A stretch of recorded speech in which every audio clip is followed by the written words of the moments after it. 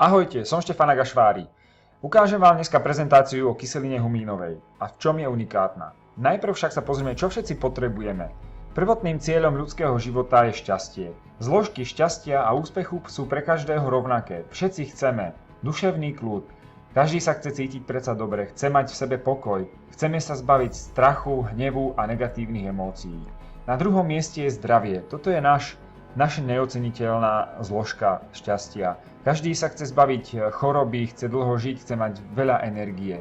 Na treťom mieste sú dobré vzťahy s ľuďmi. Chceš byť s ľuďmi, ktorých máš rád, miluješ, si v kontakte s ľuďmi, ktorí teba majú radi a vážia si ťa. Ak máš problémy so vzťahmi s ľuďmi, to vplyvní v blízkej dobe tvoj duševný pokoj aj zdravie. Na štvrtom mieste sú zmysluplná práca. Práca je veľmi dôležitá pre človeka a môžeš byť šťastný iba vtedy, keď vieš, že naša práca je dôležitá pre iných a že jej efekty pozitívne ovplyvňujú život a prácu iných ľudí. Na 5. mieste je finančná nezávislosť. Určite chceš mať toľko peňazí, aby si sa nimi mohol prestať zaoberať.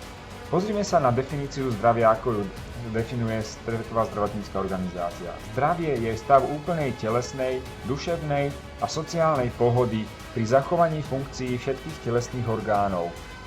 Podľa tejto definície je 70 až 95% populácie nezdravých.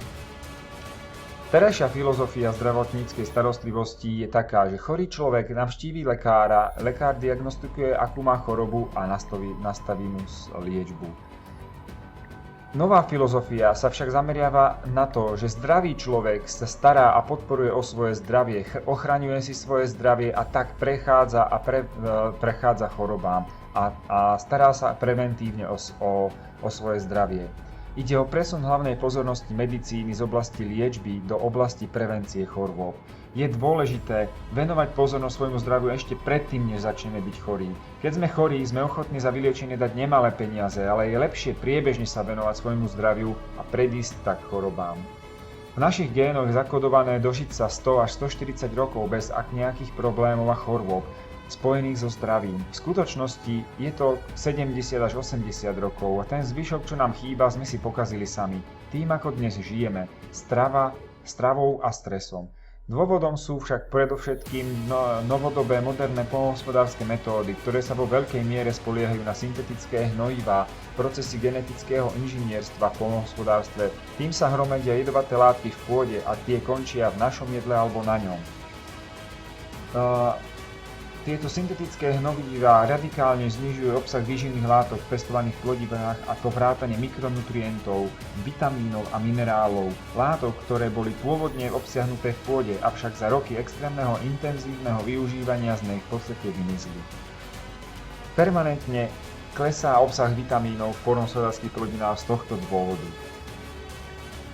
Potravinársky priemysel pridáva do spracovaných potravín syntetické vitamíny a výživové doplnky. Takto pripravené vitamíny a minerály náš organizmus nie je schopný užitočne spracovať a buď jeme výživovo bezcenné jedlo doplnené syntetickými chemickými vitamínami alebo potraviny vypestované na pôde chudobnej na prírodné živiny.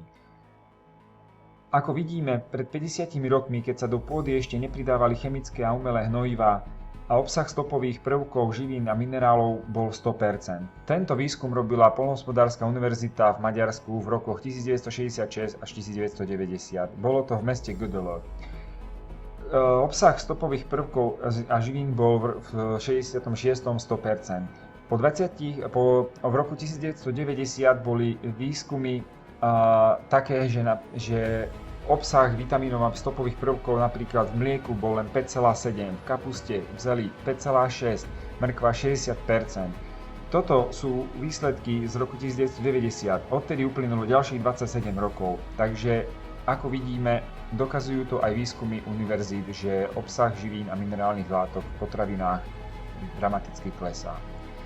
Dnes už vieme, že príčiny chorôb ako alergie, stres, problémy imunitného systému, zubné nádory, obezita a doposiaľ aj neznáme onemocnenia sa musia hľadať v nedostatku minerálnych látok a vitamínov v organizme. Nedostatok mikroelementov a minerálov obmedzuje predovšetkým činnosť enzymov a znižuje činnosť vitamínov. Účinnosť vitamínov. Užívanie rôznych vitamínových prípravkov môže byť úplne neúčinné, ak v organizme chýbajú tieto príslušné mikroelementy.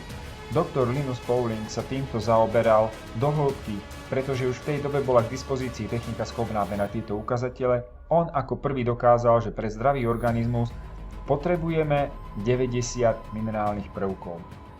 Keďže už vieme, že v pôde a plodinách nie je dostatok týchto prvkov, tak odkiaľ ich teda budeme brať? Riešenie nám poskytla sama príroda. Dala nám vitálnu starovekú pôdu, bohatú na minerálne prvky vo forme humínových látok. Kyselina humínová, prečo je tak efektívna? Obsahuje 80 až 90 minerálnych látok, a to všetko v biologicky využiteľnej podobe. Druhá účinná efektívna vec je, že chemická štruktúra tejto kyseliny je za aktuálnych technologických procesov nedá sa umelo vytvoriť. Hlavné liečebné účinky humínových látok: pomáha odkysleniu organizmu, detoxikuje, posilňuje humínutiu, efektívne vstrebáva živiny. Humínové látky sa vstrebávajú do organizmu na bunkovej úrovni, čím sa zvýši energia, pôsobia antivírusovo, detoxikujú a posilňujú imunitný systém. Nadmerné množstvo kyslých látok v tele dokáže poškodiť akýkoľvek orgán, najprv formou desiatok rôznych zápalových onemocnení a nakoniec nás zabije rakovinou, infarktom alebo mozgovou mŕtvicou. Prekyslenie vzniká potravinami, ako je mäso, cukor, alkohol a duševným napätím, stresom. Dosiahnutím rovnováhy medzi kyslými a zásaditými zložkami krvi, acidobázickej rovnováhy, telo efektívnejšie využije ďalšie kroky k uzdraveniu. Voľné škodlivé radikály poškodzujú a ničia zdravé bunky. Humínové kyseliny viažu na seba škodlivé voľné radikály a vylúčujú ich z tela von. Toto sú detoxikačné, antioxidačné účinky. Detoxikujú pečeň, játra. Pomáhajú funkciám imunitného systému, stimulujú produkciu protilátok, majú silné antivírusové, antibakteriálne a protizápalové účinky. Zvyšujú aktivitu enzymov. A anorganické látky, ako sme spomínali, je telo schopné vstrebať iba z 10%. Dnes už je vedecky dokázané, že telo nedokáže vstrebať chemicky vyrobené minerálne a stopové látky. Aby to bolo možné vstrebať minerálne a stopové prvky skutočne, je nutná organická, tzv. Chelátová väzba. Humínové látky a kyseliny premieňajú anorganické chemické minerály na organické. Takéto látky je telo schopné vstrebať až z 95%. Zvyšujú priepustnosť bunečnej steni, s čím pomáhajú transportu živín cez bunečnú membránu a tým zvýšia energiu. Tak, ďakujem vám za pozornosť. O prezentáciu ďalších produktov, ako aj kompletného kompenzačného plánu a príležitosti HLBS nájdete na mojich ďalších videách.